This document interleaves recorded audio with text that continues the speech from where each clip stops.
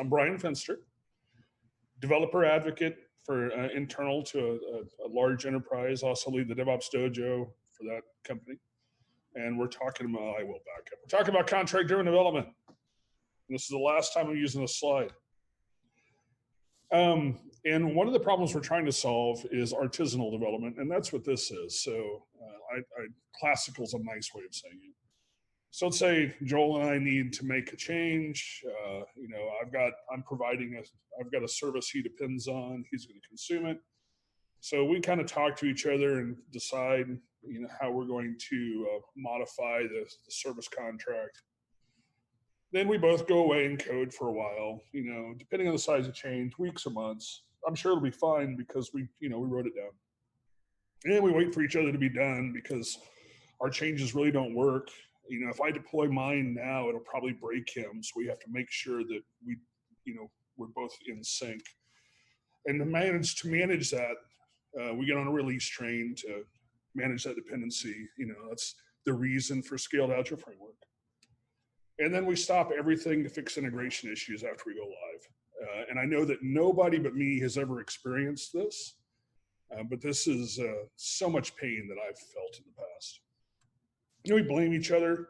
Joel, you're a bad person. Why did you misinterpret what I clearly wrote down in that email I sent you? But blaming developers isn't what we should be doing, right? No, that's what I get a bonus on blaming developers, Bryan. I don't know about you. Yeah, generally what I do is I kind of go off on people. Who's to blame, Joel? Leadership. Antiquated development process is to blame. So we need to fix it. So the thing that we need to fix is we need to take care of things in uncertainty sequence, right? So we need to start with integration because that's very uncertain. We depend on each other and we kind of trust each other. I trust my code, but I don't necessarily trust how I'm talking to you. So we need to handle the dependencies in code instead of trying to manage them with process. We need to integrate early, and we need to allow each of us to increase our confidence for delivery. So this is what we're going to talk about, right? We're going to talk about there's a clear order of operations in modern development, and Joel and I really like that term. And we're going to talk a little bit about the user experience of an API, how to manage contracts a little bit better. We're going to talk about contract testing and how to handle asynchronous delivery. You need to know a little bit about basic unit testing. We're going to show some JavaScript, Mocha. You should be able to read it. And you need to have a little empathy for your fellow developers. That's the only prerequisites to understand this. So, Peanut Gallery, people online, feel free to ask questions at any time. I love being interrupted. It's more entertaining for me. So we're going to talk about a little bit definitions. One of the problems that I've run into many times whenever I talk to anybody about testing is level setting on terms. In my company, we've actually published a glossary and aligned people that says, this is what we mean when we say these terms. Integration testing is one of those terms that I got tired of spending 20 minutes defining integration testing before we could actually talk about a test. So for us, for this conversation, integration testing is verifying interfaces with mocks. Contract test is verifying the mocks with live services. An end-to-end test is verifying two or more components, how they behave as a group. And a flaky test is something that breaks for reasons that have nothing to do with your code. Sometimes they pass, sometimes they fail. Yes, Joel? You're muted.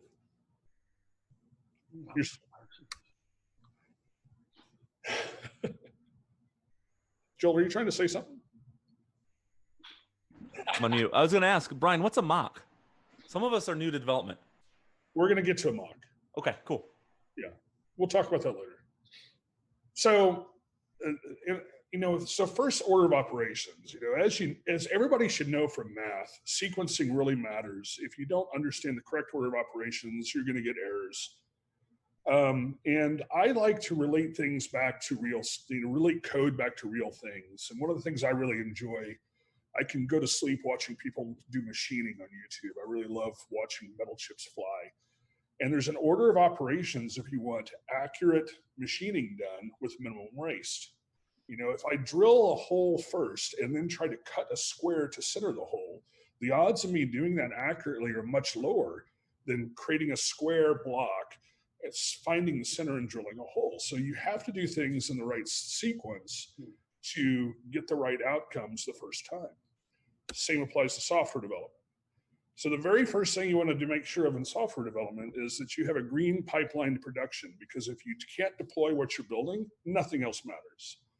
Because the bigger the batch of things that we deploy, the more likely it is to explode. So, and there's also the variability of, if I'm building something new, can I actually get it in production? Is the production environment something that my thing will run in? So I need to deploy that.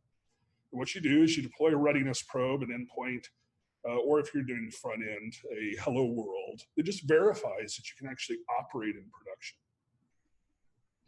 Okay, but Brian, I don't have time for all that green because I got to get my stuff out there. I got to release. Yeah. Yeah. Well, you know, one of the things that I have deep experience with, because I've been a software developer for over 2 decades, I have a lot of experience in war rooms.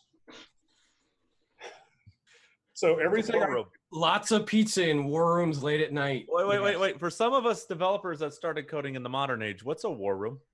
That's where you go to eat pizza at 3 o'clock in the morning while VPs stare at you and ask why things are still broken.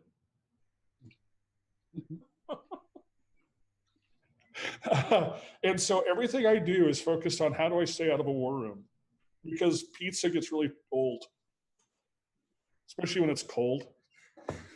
The next thing you need to do is you need to deploy, if you're deploying a service, you want to deploy a tested contract change, not the behavior. You just want to deploy the schema.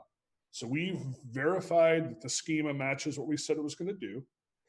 And we deploy it so that other people can try it, right? Mm-hmm. And one thing, it's called a contract for a reason, because we agreed to it. It's not something that one party can just change willy-nilly. And then we start implementing the behaviors behind that API in small, continuous, preferably daily change. Yes, Joel? And I have a question before the next slide from Slack. It says, what do you mean by verifying mocks with live services? So we're going to get into that, but verifying a mock with a live service, so you have a mock of a live service. You have a mock of a service. So you've got a test double that represents that service. It's not good enough to have a mock and just hope that it's good. You have to then test the test. So if you have a test that's using a mock, you have to have a test of the mock to verify the mock is good. Okay, and I have one more question before you go to the next slide, if that's okay with you. Go ahead. Craftsmanship counts, I think that's Eddie, says, what's a green pipeline? Did he miss that? What's that mean?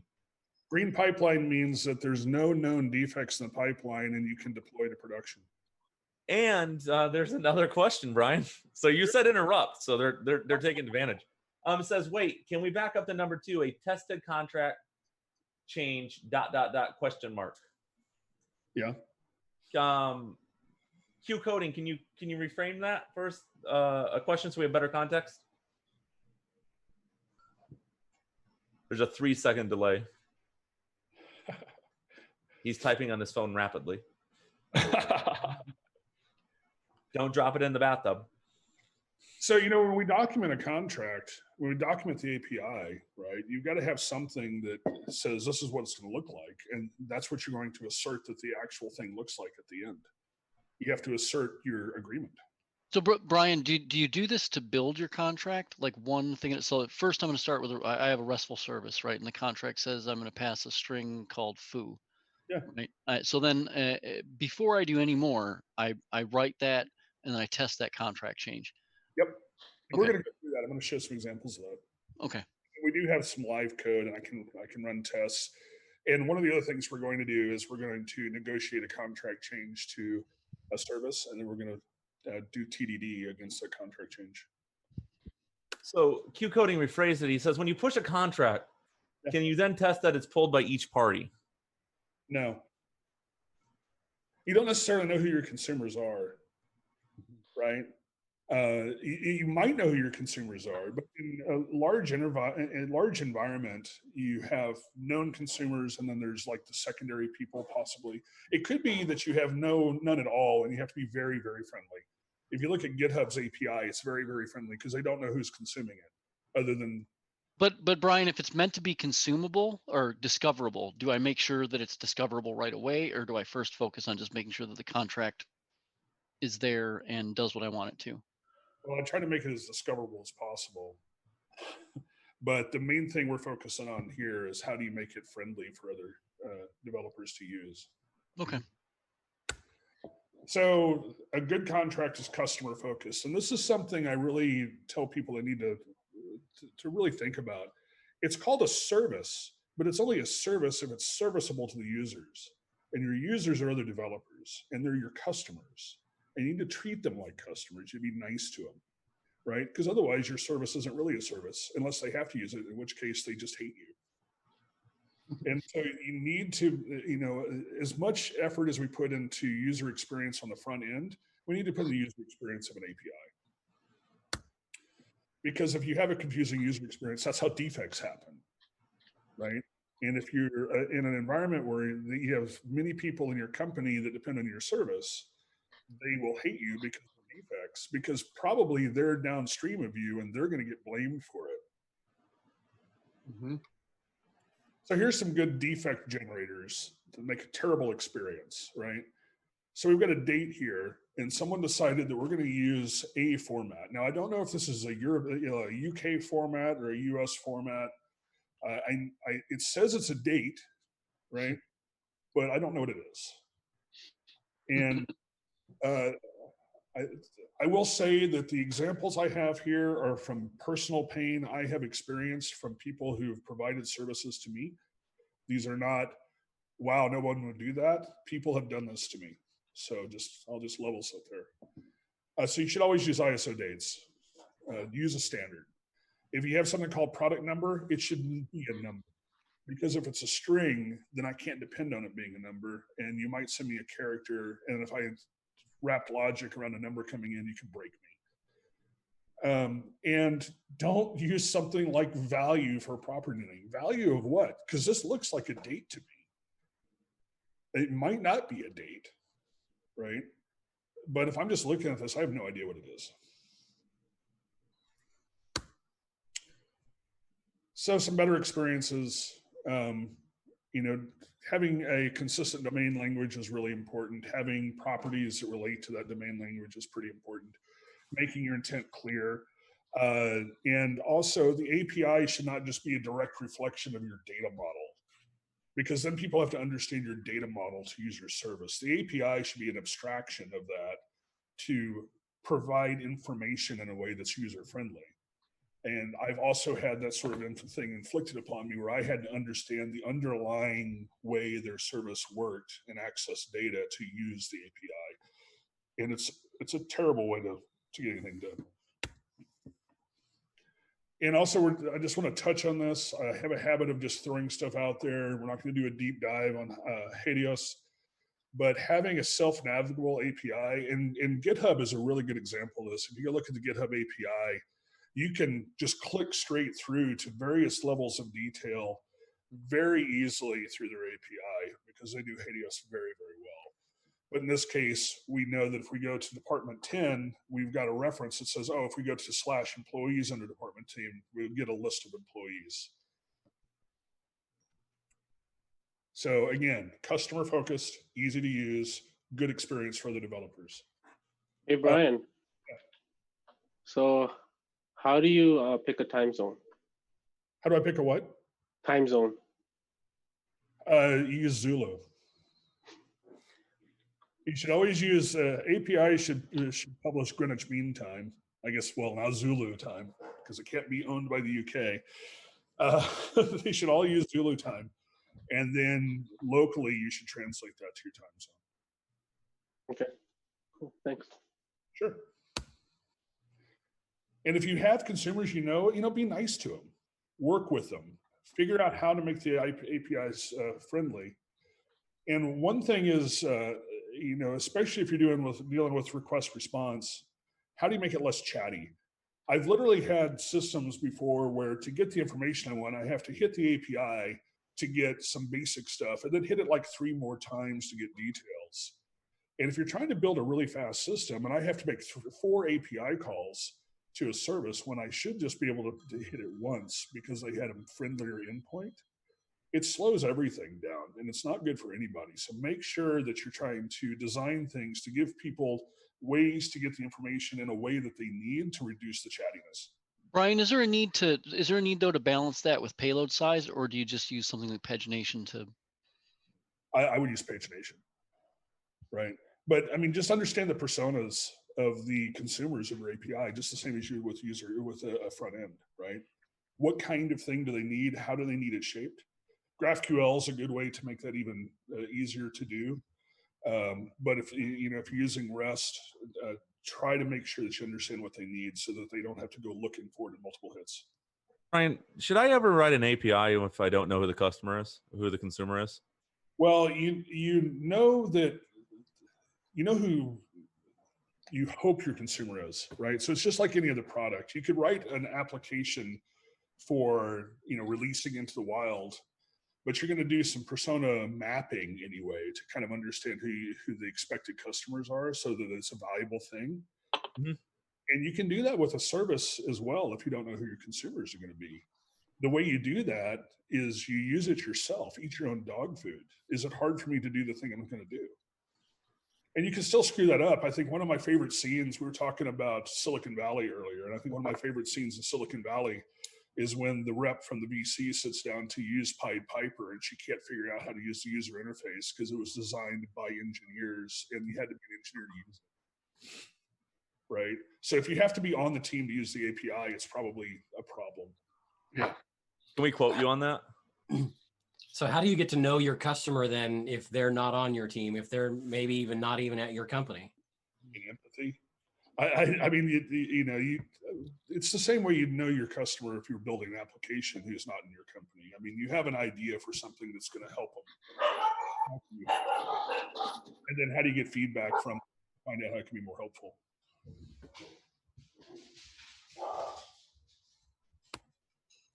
So changing contracts is something else that people tend, it's like databases. I see people making database change all the time where they just make a breaking database change and then it takes a long time to implement.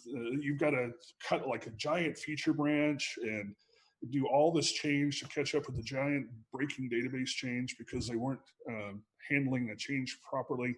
And in a world of continuous delivery, that's just not allowed. And interface changes take more change management than a user interface because there's more things depending on it. Users are actually more tolerant of machines or change, so you have to do more change management. So you have to have a plan for evolving that contract as you go, and you cannot break your contract. One thing I always suggest is that if you have a brand new service you're building, have a path for version 1 and start with version 1. Let everybody know this is version 1. Don't try to come up with a versioning plan on the fly when you decide you have to make a breaking change and move people to version 2. Just be deliberate about it. And if you have, like I said, if you have to make a breaking change, make sure that you make that breaking change on the next version, and then have a way to migrate people over and let them know that this is being deprecated. And then you have to support both code bases until it gets done, because you can't just blow stuff up. Because what happens when you make a breaking change, right, is that you get cabs. You have management saying, oh, you guys are breaking things all the time, so we need a change advisory board to make sure that we've looked at all the stuff and we've tested all the stuff and try to catch the defect at the end, instead of just implementing the correct process up front to make sure that we're thinking about how to evolve the application. So does this mean your goals in life are now stay out of war rooms and stay out of cabs? Yes, both of those things should not be things that exist. So Bryan, I have a question about what if you're doing say pub sub, right? Yeah. How are you handling versioning? Are you doing it like, would you do it in the topic string or in the methods? Honestly, I'd probably just change topics. Interesting. I generally don't version. I generally think evolutionary change and very deliberate about it, so I don't have to version. With request response, a really good pattern I saw once was create a new service for version 2, just a new microservice for version 2, and then instead of trying to have to go and refactor away all the version 1 code, you just delete it. Once everybody's migrated, yeah. That way you can also check to see if there's any load on version 1. When there's no load on version 1, you shut it down and it's deprecated. Hey Brian, what if I join a team with some legacy code that doesn't have version contracts? What do I do? If you're join a team with legacy, it depends what the team's goals are. I mean, if you're gonna have to version the contract, you can start with a V2, right? If you're greenfield, I would start with V1. Okay. I wouldn't go and create a V1 because it breaks everybody. That's V2. And Brian, if you have to break a contract, like if you're changing version, then what do you do?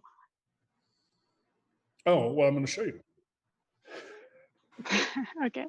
And then Rashawn has a question when we get to a natural breaking point. Do what? Rashawn has a question when we get to a natural breaking point. Okay. Well, let's see. We're going to go through evolutionary change real quick, and we'll have a natural breaking point. So this is what evolutionary change looks like. We decided that it's not friendly enough to have a name. We need a first name and a last name because that's really how the consumers need it. So we just add first name and last name. We don't delete name. Mm-hmm. Deleting name breaks people, right? And then we version it. If at a later version, if you do this for long enough, you've got a whole bunch of just code out there that's taking up space, costly to maintain. And at some point you decide we need to clean all this stuff up and just refactor the API. And that's when you go to version 2, and that's when you clean up all the crap. Did that answer your question?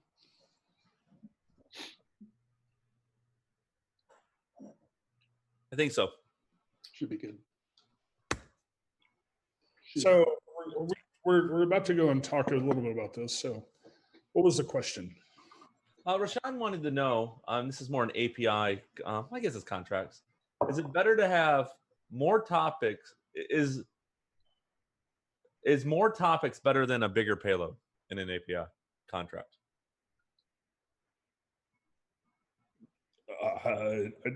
I don't know that I would design for either one of those outcomes.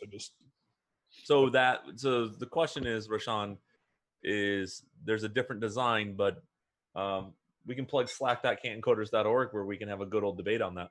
Right. I think Brian, he was talking about specifically in pub sub when you said that you would version using the topic, right, as opposed to expanding the payload. And he was asking which is kind of better. Really versioning, you're just adding to the payload, right? So that would be similar to this, right, where we've gone and we've added some things to the response, right?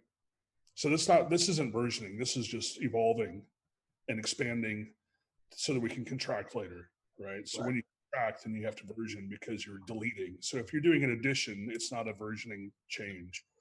If you're doing an update or a delete of a property, so updating it to a different name or deleting the property, then you need to version because you just made a breaking change. It's the same as a database.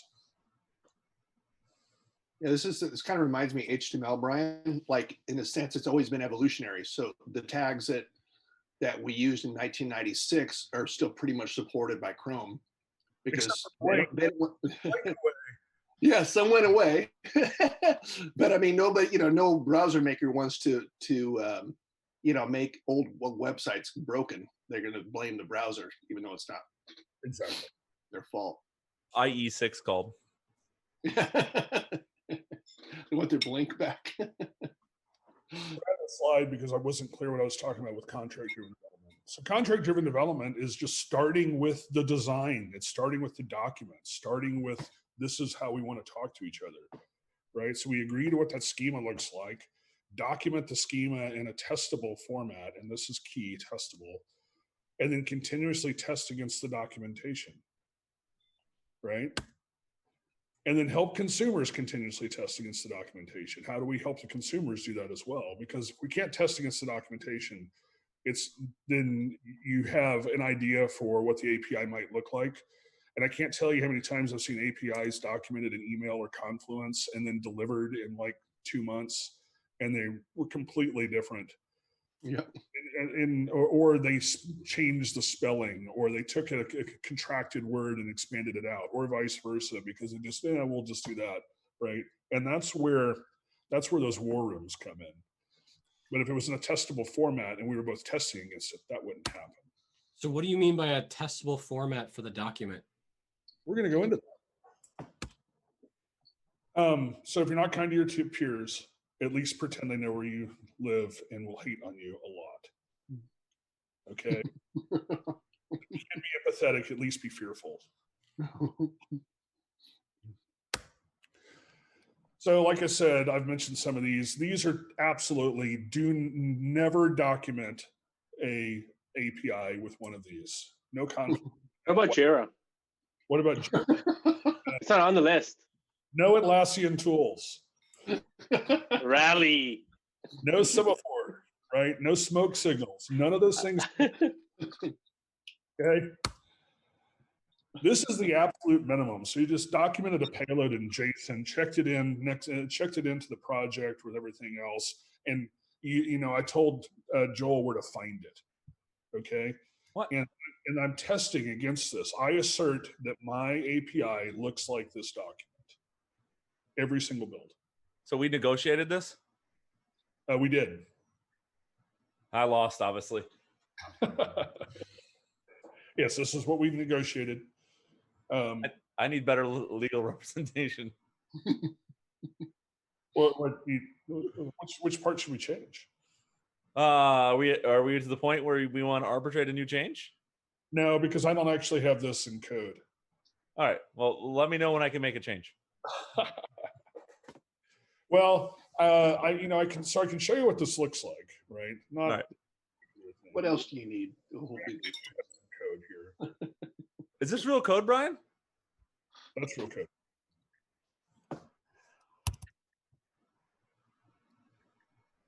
So I've got this exercise 1 test here. So what it's going to do, it's using a static mock very much like that.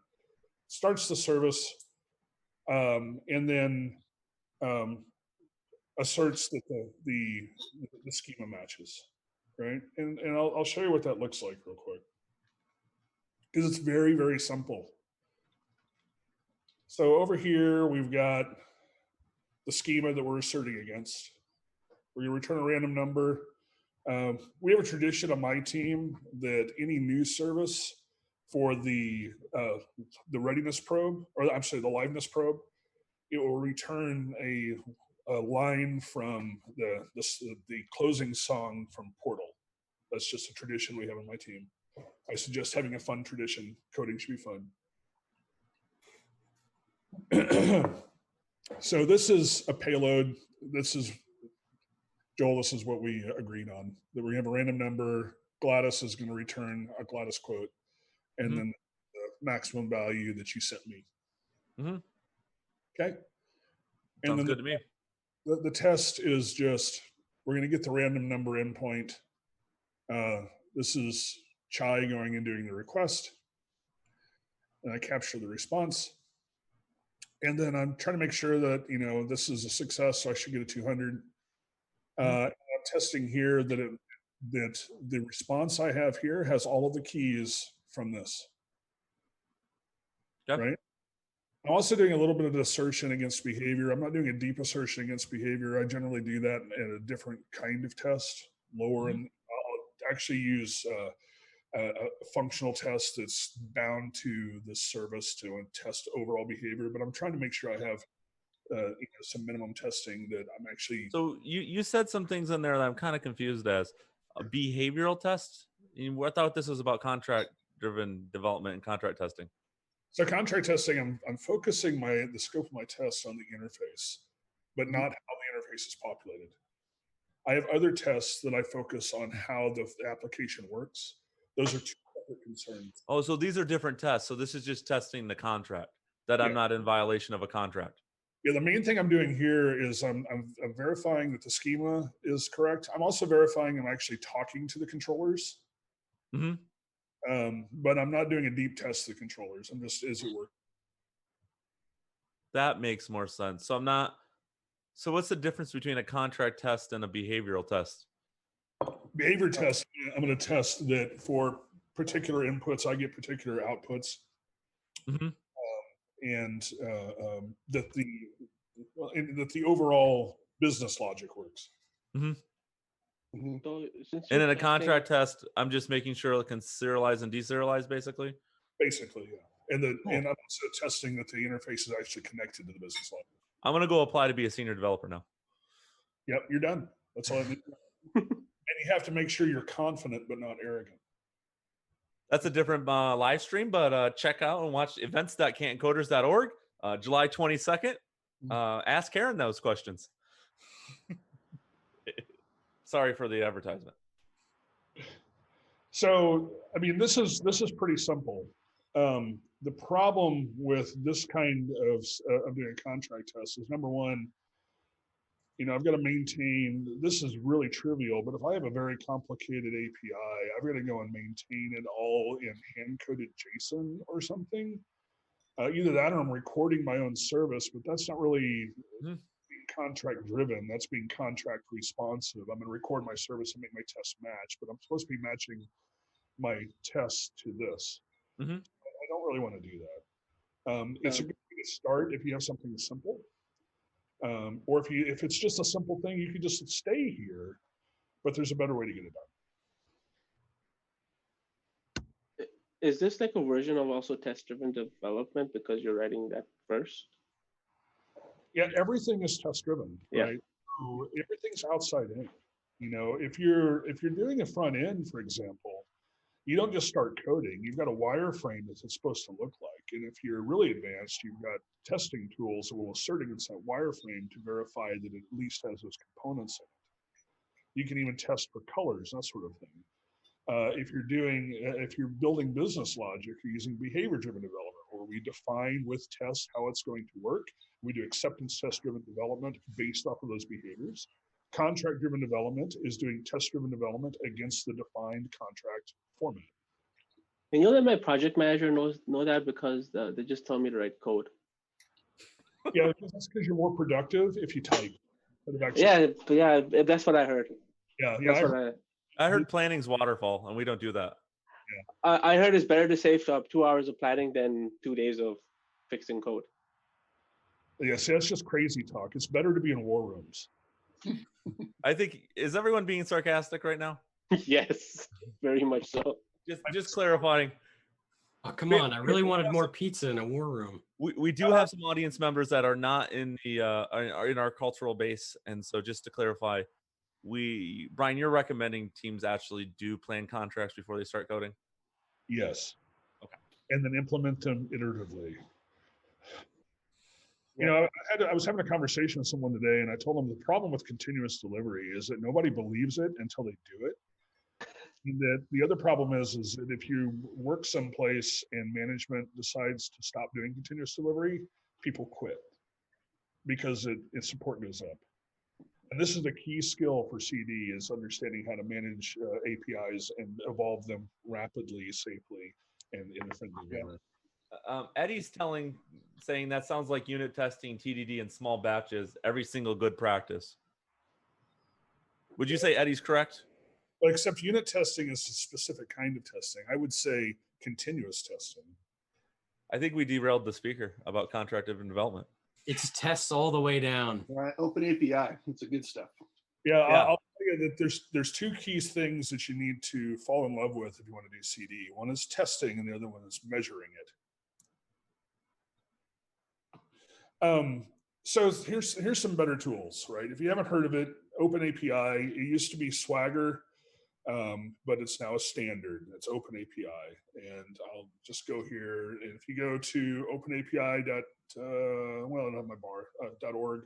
I believe, you can find out what the specification is, and they're now on version 3. It's a really robust way to describe REST, and there's a ton of tooling wrapped around it. And that's what we're going to show is the easy button that comes when you use a standard that has tons of tooling. Another one, go back here. This is relatively recent. They have the equivalent for PubSub, async API. And it's just if you want to do event driven with a standard documentation, then you've got that available as well. Now, the fun things that you can do with this straight off the bat, you're trying to be friendly to the users. Now, I can go and look at your schema. That's not super friendly. But if I have a way to navigate and play with it, so this is a standard cut store Swagger example, and I can go in here and I have the ability to play with the API. I can actually make requests, make posts, see what the response is going to be, see what the schema is going to look like, and become more familiar with this API. On my team, any service that we deploy, even if it's just for our team, will have it will ship with a Swagger UI for consumers who want to explore it to explore. Bryan, can you talk about, because I engage a lot of poorly documented open API docs. What are some of the best practices to make sure that when you document in open API, your API is understandable and testable? Well, number one, don't hand code it. Use an open API editor.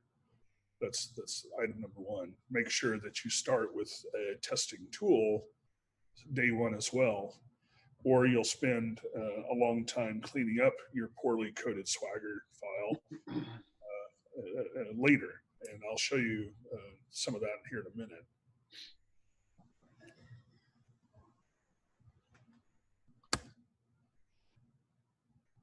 So I just really can't stress this enough. I'm going to just bore you with that. You have to test all the time, right? And if you're being friendly to your consumers, the very first thing you're going to do is you're going to deploy a tested contract, and then so that they can test against it. It doesn't have to be functional, especially if we know that, if we have an agreement, if we're actually talking to each other. I need your stuff out in production immediately so I can start asserting against it. And so I can deploy my stuff and make sure that it's not breaking against your contract, right? And you can send me trash data, if that's our agreement, that at certain points you're going to send me real information. Honestly, I don't need any data. I just need the schema for most cases. And I'll show you some cool stuff around with some cool automated feature flags with that a little bit later. But it increases our confidence and increases the belief that I'm going to be able to deliver this and not be in a war room, which is really my goal. So if you're testing on the provider side, right? I showed you an example of doing that, but all we're doing here is we're validating the schema, validating that we get the right response. We're doing some light behavior stuff. And I've got a more complete test, I believe. No, I don't. Sorry, this is a little rough. Still a rough draft. I was finishing it this evening, so you saw my provider test. We can fix this in post.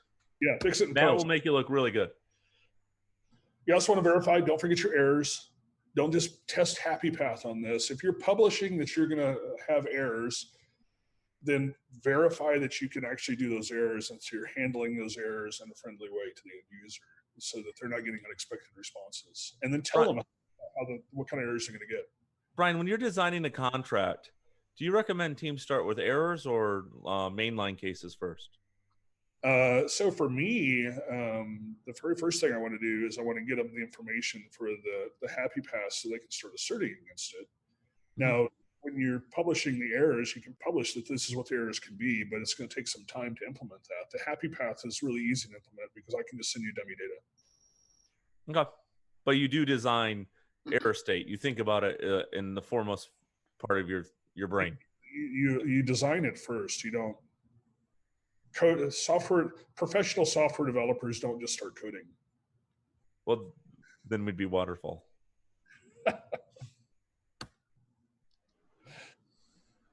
So like I said, I showed you the way that you can hand code assertions, but that gets really unwieldy rapidly.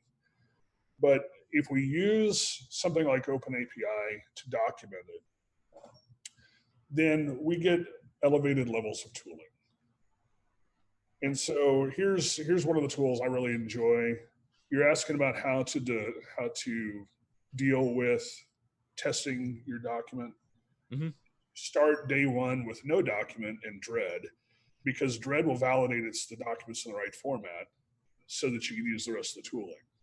So it does a few things. It validates your format and also validates your application matches the documentation. And so if I run a test on that,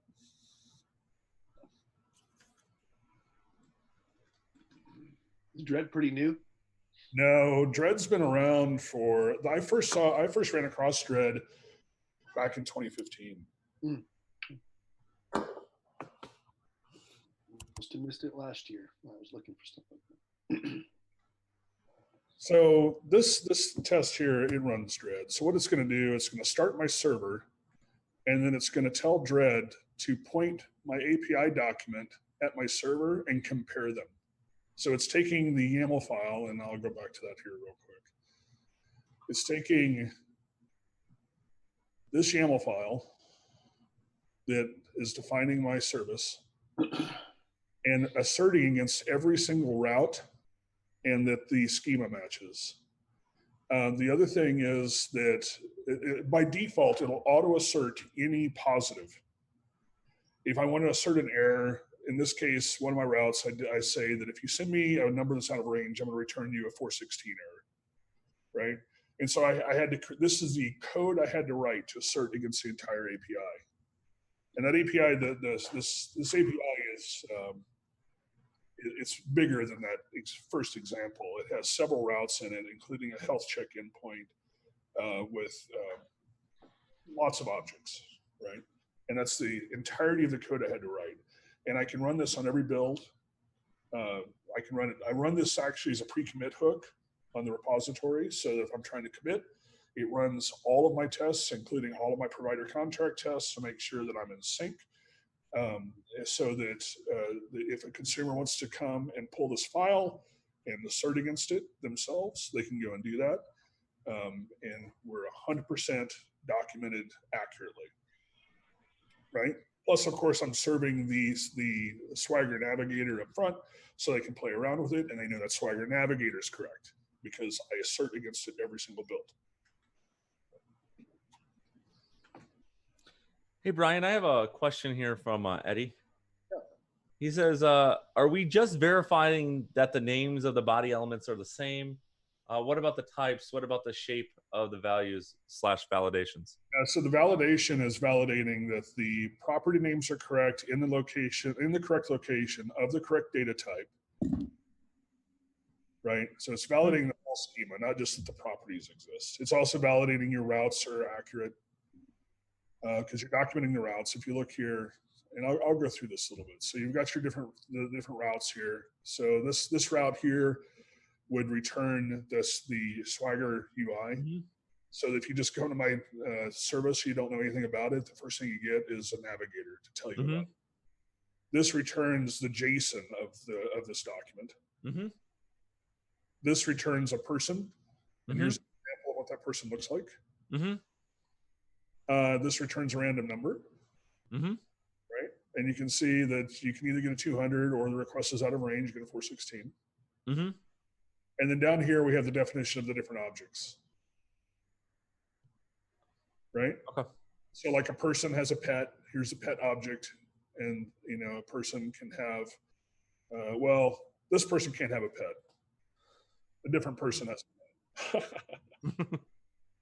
And it's testing all of those object types all the way along the way? Yes. Eddie's basically saying the more you talk, the more that is revealed. I think that's a compliment. The closest thing you'll get from Eddie. The other thing is that also, and I haven't shown this, but I will. If I run my full test suite on this example. I'm getting another question from Eddie.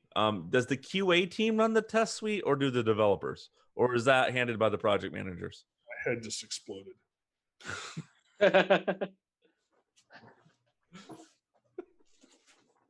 There's no such thing as a QA team. Or is this the DevOps team? Oh God. By the way, if you're not in a local culture and catch, that's our sarcasm. The developers should be running the test. You know, apparently I don't have any errors here, but the other thing I actually am running, and I'll show you in the code, is because I'm using OpenAPI, I can lint the API. So I've got this spectral tool that lints the API and tells me when I'm having issues in the document. And I'll also get warnings that, you know, of like unused properties. So layers and layers and layers of test. Mm-hmm. Right? I can't really stress that enough. So at this point, you know, we should play with this. We should try modifying the contract and doing some test-driven development on it. Is this the part where we get to negotiate a contract? The whole reason I signed in tonight? Yes. Well, can you remind me of my data schema? Because I need to negotiate a contract with you. Yeah, so let's pull this up. And, you know, the thing that we're going to work on. So just a question, Brian, before we're going to modify the contract, are we going to get into the definitions and the how of mocking a little bit later? So mocking, hang on, let me just back up a minute. And it's just because I know a lot of people that struggle with the concept, right, of what does that really mean? This is a mock. And there's different ways for you to use this mock. And I mean, anything that's doubling a real thing. So here's a concrete example not related to this. If I'm doing testing on one of my services and I need a database, you really want to try to remove statefulness from as much of the testing as you can. You really want to minimize statefulness. So what I'll do is I will actually create helper functions in my application so that I can go and run different tests that actually hit the database with a full end-to-end test with the database and record the responses from my data access objects, my data access layer, right? So I record the responses from those functions as fixture files.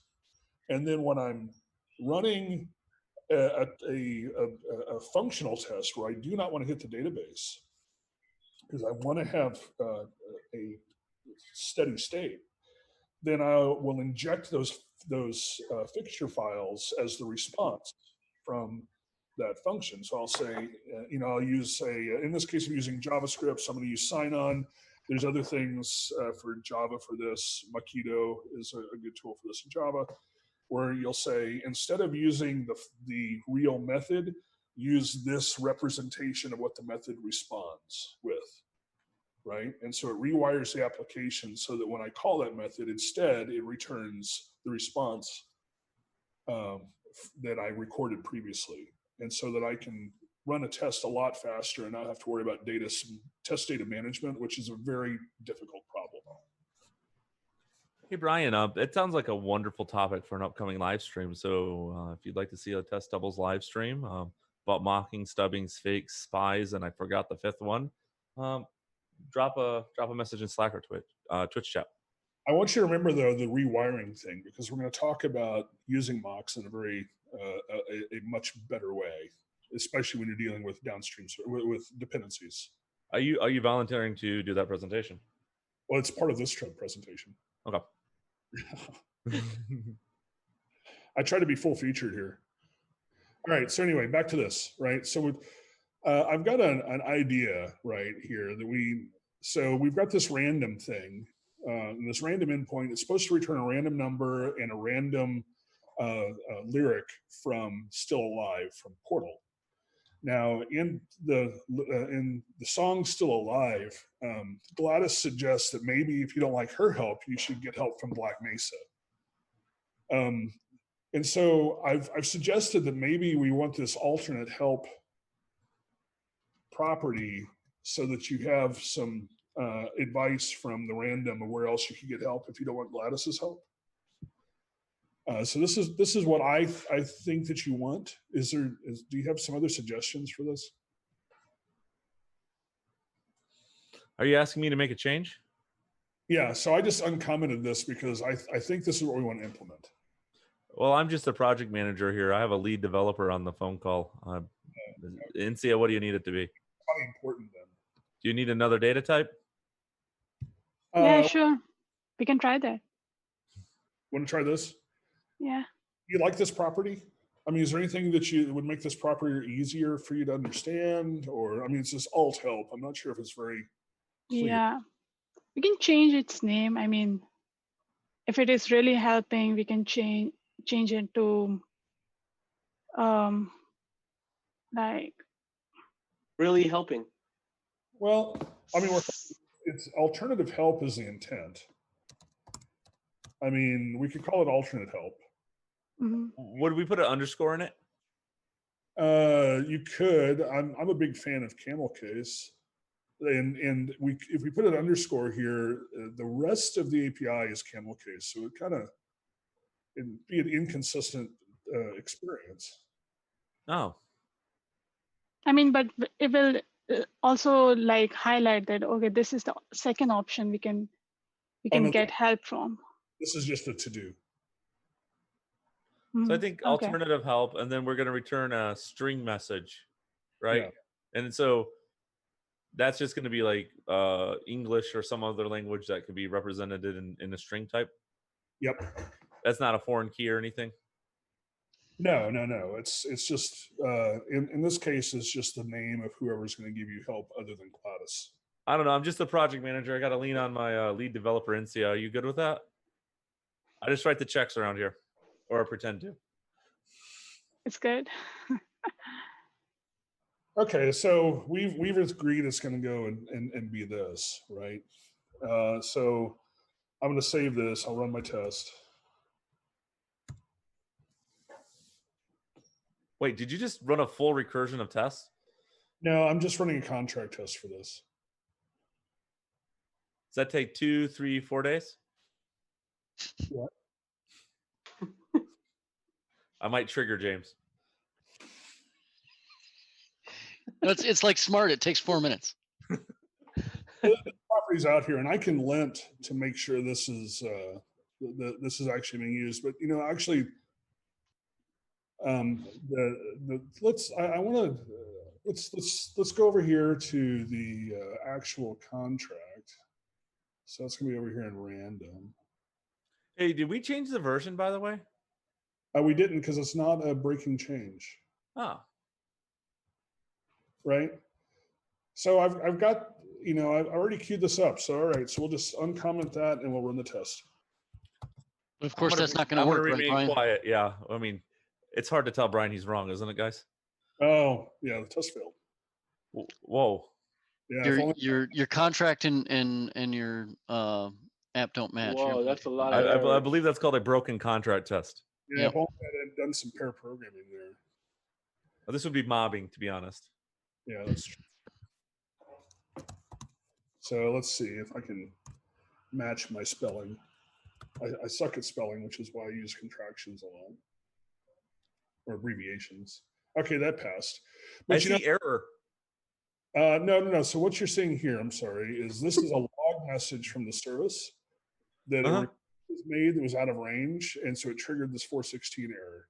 So it's actually a passing test for the error. You can see here we have 5 passing tests, no errors. I'm just going to stick to project management. Yeah. Stick to that thing where you pretend you're a people person. I'll bring you the requirements and take them back to the customers. Hey, project manager, I'm going to need my clarity IDs for my time for the 5 projects you're working on. Yeah, we're going to need to talk after work. Leave your computer on your desk. All right, thanks. I would like to point out that there's no behavior here. I'm returning Black Mesa. And honestly, that's kind of misleading because I don't want to return anything. I'm just giving you the schema. So what I'm going to do is I'm just going to take this away. I'm going to replace it with a null, just so that there's no data there. So let me run my test again. So Brian, that means the default is null? Well, I said it was a string, and I should have remembered that because my test failed. Right. So I'll pass an empty string. That'll be better. At least you'll know there's no data there, and I'll meet my contract. What would happen if you sent it 1? The number 1. If I send it to number 1? Yeah. As Well, an integer. It would fail, right? Are you gonna wager on that one, James? I'm assuming it would fail because if it's supposed to be a string. You know, the thing about developer testing is it's so cheap to find out. Look at that. We just answered Eddie's question with an actual test. Yeah, I didn't have to send it to QA to ask him to test it for me to find out. Yeah, but now what's QA going to do before lunch? Change my testing strategy. So yeah, that failed. So yeah, we have to. It's going to make sure I'm using a string for sure. So we run that again, and now we have a passing test, and you can go off and code against alternate help. And I'll while you're doing that, I'll work on trying to come up with an algorithm for who to talk to if you don't want to talk to Gladys. Does that work for you? Yeah. All right. And so let's see. What am I out here? So at this point now, you can go write an integration test against that. And so again, integration tests, as we stated up front, we're not using, there's many definitions of integration tests. I'm not saying any of them are wrong. I'm saying the definition we're using today is the one that Martin Fowler uses, which is integrating against a mock of the dependency. You can go find that on his website. And so, because we have that document, you can go create a mock based off that document, and you can start coding against that behavior and make sure that you have alternate help that you can provide to the end user. And then we can deliver in any sequence. It's also really important if you're a consumer not to overtest. It can be really easy, especially if you're using a mock with static data, to test against the response data in that mock, right? And you don't. You want to test against the shape. If you start testing that the data is correct, then there's two things that are going on. First, in an end-to-end test, of course, that data is going to be different. If you're testing in such a way where you know that the data should be this if you send this from a downstream service, then you're testing the downstream service. You're not testing you. You don't want to test how the data occurred or what the data is. You want to test that the data is the correct shape. Basically. Should I when I'm implementing an API, and let's say I'm consuming the GitHub API, should I ever test the content there, or should I just trust GitHub to be correct? Can you fix GitHub? No, not unless I buy them. What are you going to do if the data is incorrect in GitHub? I'm gonna make NCA fix it. Right. So what's the value of testing? Other than I get my bonuses based upon number of tests, nothing. Oh, so if you get paid in KLOC, you should absolutely test the behavior of everything you depend on. But if I'm not, so I should basically have to trust my API provider. And the only thing I need to test is the contract is coming back correctly. Well, you trust, but trust. What if it does matter, Brian? Do you use something else then, a different type of testing? So give me a example of it mattering. So we, for example, I don't know, we have an issue where I work where one vendor was told that they need to supply software version, right? And they, supplied 3 characters, right? And that's just not going to work. So do you write tests for that kind of thing to make sure that the actual data that's coming back is valid? I know that some front-end developers or testers do it to make sure, using regular expressions and stuff to make sure that they're getting what they need. Yeah, that again, super flaky test. So if you're trying to test that it's the right 3 characters. It's more about it should not have been 3 characters. It should have been much longer, right? Oh, And yes. That's part of the schema, right? So if you're saying that the data should be at least 8 characters, because you depend on it being at least 8 characters. right. Well, it's like okay, so their let's say their component is called R2D2, right? And we said we need hardware version and software version, and for both they supplied R2D2_1, right? So which is because it's the first generation of that thing. So for example, so if you're looking for a software version, you're probably looking for, if you decide that you're going to use semantic versioning, then you're looking for, number, right? Right. And Right. maybe dot release, right? And so, yes, you would test for that, because if you don't have that pattern, it breaks you. But you wouldn't want to test that it's 1.0.3. Right. Right. Yeah. Just that the pattern at least matches what it should. Email's a string, but it needs to be the right format. And if you depend on it being that format and they said it was an email, then you can test that it's email, but you don't want to test what email address it is. Right. Exactly. Yeah. So would you do that here and now, like as a part of contract testing, or would you do that more as a functional test later or a behavior driven test later? That's interface, right? Because you don't want to find out downstream. You want to, this is where you start injecting anti-corruption layers between you and your dependencies, right? So that you can trap the errors before it hits your business logic. Okay. Or So maybe James, do you have a phone? Do you have a phone where you can call the API provider? Why don't you call them and then link them to this video about how to write tests? Well, some tests, and we'll do some advanced tests, and just ask them to produce a quality product so you don't have to do all this work. Yeah, I think I'm sitting with the API provider. So well, then have them join slack.cantoncoders.org and we will help. So I said earlier that JSON object was a mock, right? And that you can use static mocks. And this applies not only to, well, for this case, we're just going to talk about that. I don't want to expand the conversation. So if I'm using a static mock of a service, what I have to do is I have to use dependency injection or some other method to rewire my application. So instead of using the live service, I'm using a mock of the service. Now, one of the core concepts for continuous delivery is you always want to be as close to production as possible. That when you're testing, you want to test in a way that's as close to production as possible. While don't think that means you need to do a lot of end-to-end testing, because I don't mean that, because that's super flaky. You want 100% deterministic tests in your pipeline, right? But if I'm doing dependency injection to replace your service with a mock, then the application's not actually wired up like it's going to be used in production. And that's not very 12-factor app, okay?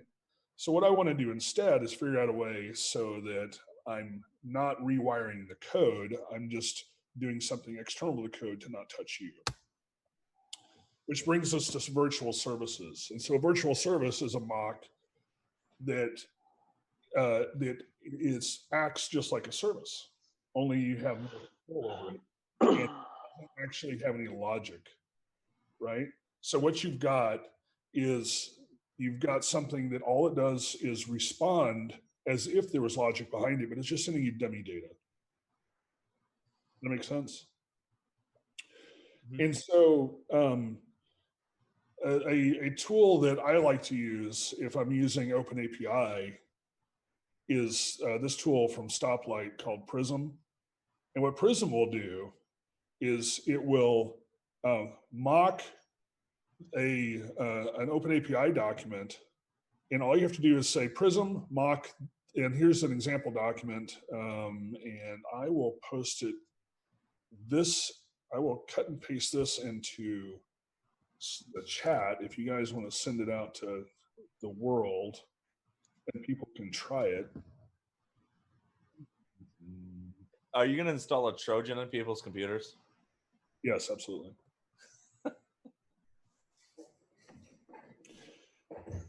If you install Prism and you run that, you'll get what I'm about to show you here.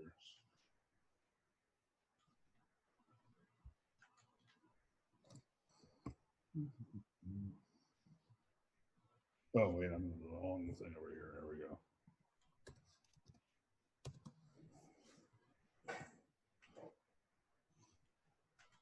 So it's going to read the document and spin up a service. And again, in this case, it's pet shop. So here I have a pet shop service. Now, I told you before about, if you've got a static mock, you've got static data in it, it can get really easy to test against the data instead of the schema, especially on a large team if not everyone's really aware of what they're trying to be doing here. But with this, what I can do is I can go and say, all right, I want to hit that endpoint. And this is the response it gets from a delete, right? It just gives me random data for a delete. If I go over here and say, I want to get this pet, then that's weird. Something's going on with their Swagger file. But it returns just random information in the format of this. And if I go over here to list of pets,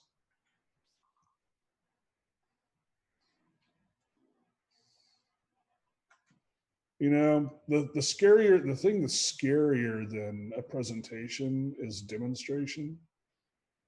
We are live here on Canton Coders. Feel free to drop your questions into Twitch and Slack while Bryan tries to figure out what's going on here. Well, it's not me. I'm not broken. It's that YAML file I'm looking at. But there's another thing I can do about that, though, so I'm not too worried about it. Because I just happen to have one I can serve locally here. I just wanted one that other people could play with. I just have to remember which test I have. There we go, start puzzle. Yeah. I don't use this one very often. Yeah, okay, there we go.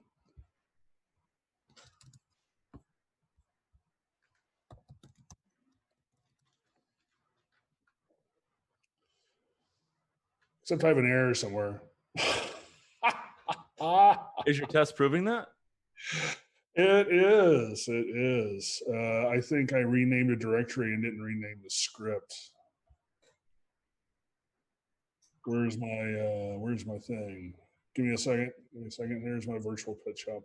And Matt will fix this in post. Matt, remember to cut this out of post. So on YouTube, Bryan looks like a consummate professional. Yeah.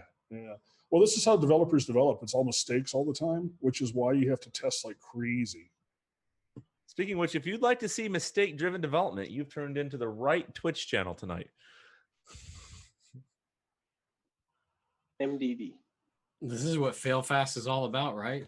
I mean, Bryan demonstrated what failure looks like on a daily basis. I do. I absolutely do.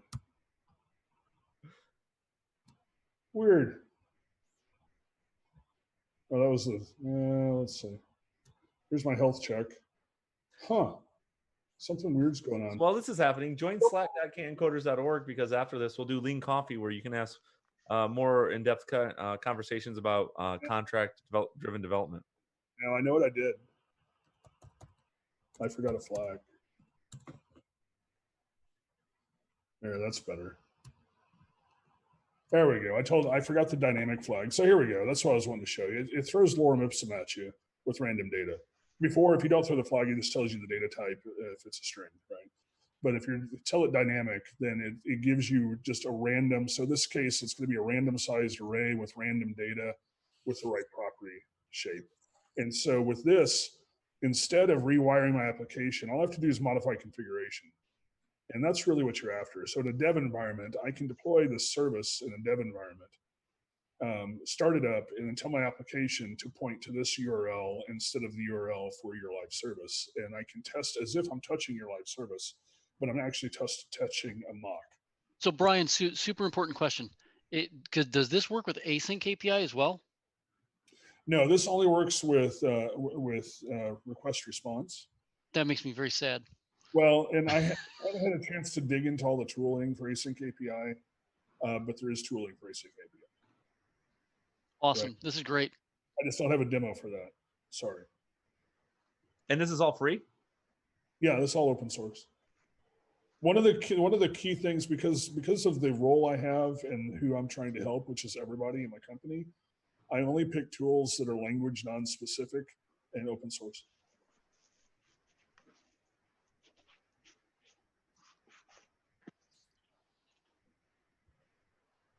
And I lost my thing. Where am I at? It reordered my windows. That's not nice. So anyway, this is how you would test with a friendly provider, all right, is that somebody has provided that Swagger document, and now you can go and do this. A better pattern, if you are in a position to get this done, is to make it a non-negotiable in your organization that service providers will provide also a repository that contains a virtual service that they have certified, they have tested against it. Why would I do that? What's the, so I'm just a developer on the team. How do I explain that to my leadership? What's the value to that? It saves money because fewer integration issues. People can develop faster in any sequence instead of having to bring in safe consultants and create release trains. So you're saying what happens is the person writing the code is equally capable of writing the mocked or virtualized or faked version of it because they're already there. It's really simple. Well, and they're capable because they documented it, and literally all they had to do was take the document and say Prism mocked the document. Right? I mean, this is incredibly difficult. So you're working at a large institution, go get Prism on your approved software list.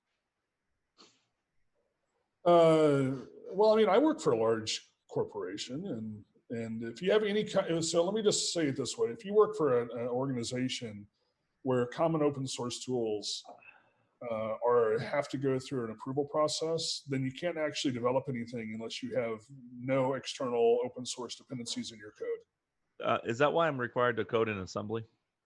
Probably so. Okay. Nate, I'm glad. I know we work together, so Yeah. I was like, they're like, you can't even use function pointers.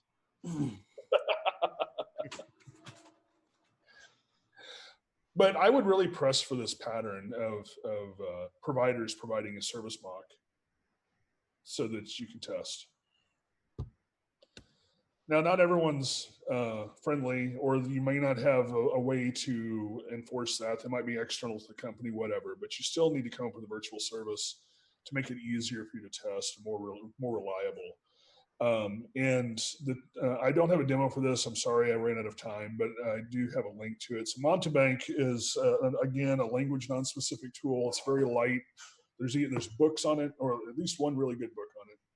And it has record and replay capabilities. So all I have to do is point Montebank at a service in proxy mode, run some requests or record it, save that response back in your repository.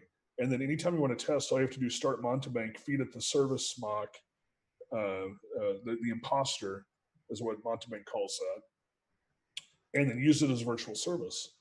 And if you just go to, it's mbtest.org, you can see how that works. So they've got a ton of good documentation here, including a link to the book. I use this extensively. Does the recording work similar to the way like Selenium recording does? You just start it, you run the service, and it records what's happening? Yeah, so what you do is you start Montebank with configured as a proxy, and I can actually show you what that looks like because I was setting it up. I just haven't gotten it done yet.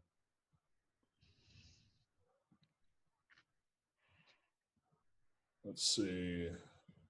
So, well, that's not really formatted well. So this is a proxy.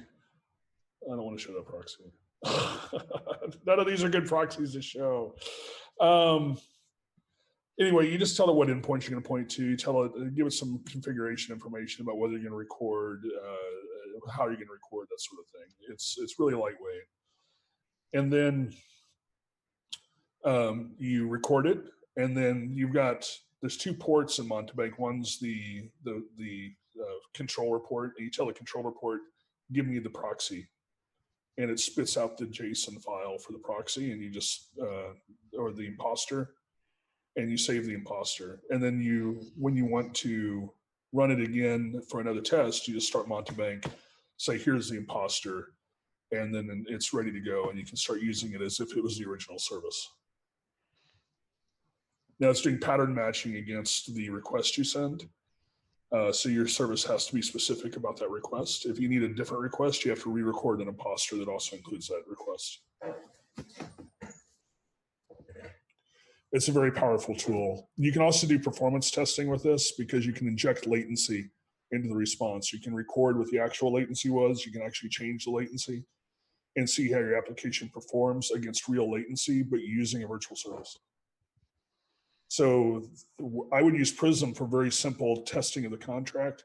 I would use this for more robust things. You actually inject JavaScript interactions into it so that you can do all sorts of things. You can, if you have several responses back, it will send those responses back to you, those different responses back in sequence, so that you can have all sorts of robust interaction with it. Oh, I'm over here again.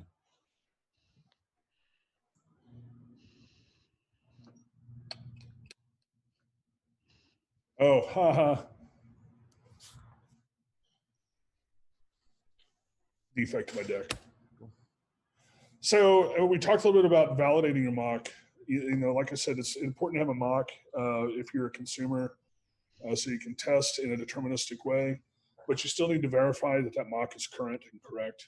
And depending on the volatility of the service you're depending on is how frequently I would do this. You would not run this in the CD pipeline. This is something you'd run parallel to the flow, daily, weekly, whatever makes sense. But you trigger a job to go out there and say, okay, I need to compare the response from this test double to the remote service and verify that they're the same. And if they're not, I need to update my test double, right? And so this is consumer contract testing. So we have provider contract testing, where the provider is verifying that they're providing the right contract. You've got integration testing, where I'm integrating against a mock of that provider's contract. And I have consumer contract testing, where I'm doing a real end-to-end test and verifying that the interfaces between the mock and the real service match. Does that make sense? Yeah. So just one question, Brian. If you, so how would they get out of sync and not match? Is it because you made a change and deployed it but didn't update the test, or? So your provider, either it's an external provider and they made a change and they're not really good about announcing that change, right? So let's say GitHub made a change. It wasn't a breaking, there was a breaking change or some sort of change that's going to break you, right? That you care about. Maybe you're over testing and you care about that. Then you would find out, or they're just an internal service provider who doesn't care about their customers very much. And so they make a breaking change. But even if you have people internally that care about you, they might make mistakes. Right. So it's mostly, it's not necessarily you're the producer of that test, of that API. You're the consumer of it. Yes. And I will tell you that I run consumer contract testing against my own services because I don't even trust myself, right? One thing I've learned after this long developing is I don't trust anyone. Right? That's a great question, Brian. So we should be writing, if my team's producing an API with a contract or any contract of any sort, I should write a test to validate it. On both sides, yeah. You need a consumer test and a provider test. Yeah. Awesome. And would you ever run tests of your mock provider versus your mock consumer just to confirm that they're in sync? Well, so if the consumer will test against the real provider to make sure they're in sync. The provider is testing against itself, which is the equivalent of this. It's just you don't have to like deploy somewhere to get it done to test that it's in sync. So yes, that's what you're doing. So the provider is testing the documentation. The consumer is using the documentation to create a double.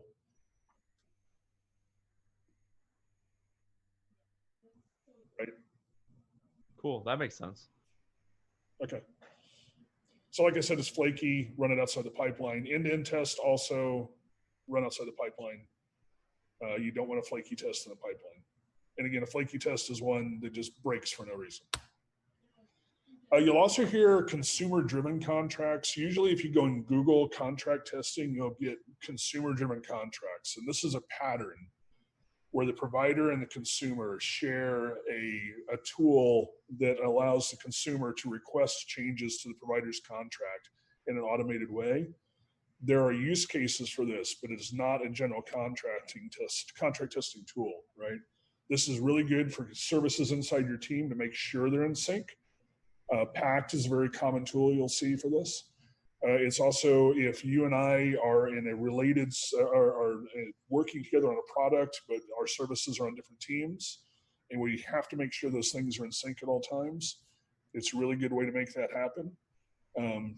But it requires both of us to agree to use the tool. So it's not a good use case for just general contract testing of disparate services. And this is where the fun really goes. You know, you saw me when we created that new property, I made it an empty string, right? And you hear people talk about feature flags. And I get a lot of people that are confused about feature flags and think you need some sort of tooling around it or something, right? Feature flag is just an if condition, but you can be really smart about it. In this case, we can make it so as a consumer, I can say, if I see that property exist, I'm going to activate my new feature, right? I can even be smarter with the change we made and say, if I see that property exists and the string length is greater than 1, I'm going to activate my new feature. Even if you even need more control, I can set an environment variable that says, I'm going to use the new feature if this environment variable says to turn it on, and the property exists and the string length is greater than 1. So that if when that activates, and it breaks production, which it will at some point, instead of deploying a fix, you can just turn off the feature and then deploy a fix. And your ability to resolve production issues drops, that time drops tremendously. And you can wake up, not go to the war room, and go back to sleep. So you're doing all this to go back to sleep? Yes, it's all about the sleep, right? I also suggest anytime anybody uses a feature flag, that they put a story on the backlog for that feature to say remove the feature flag. How many points is that? It's 23.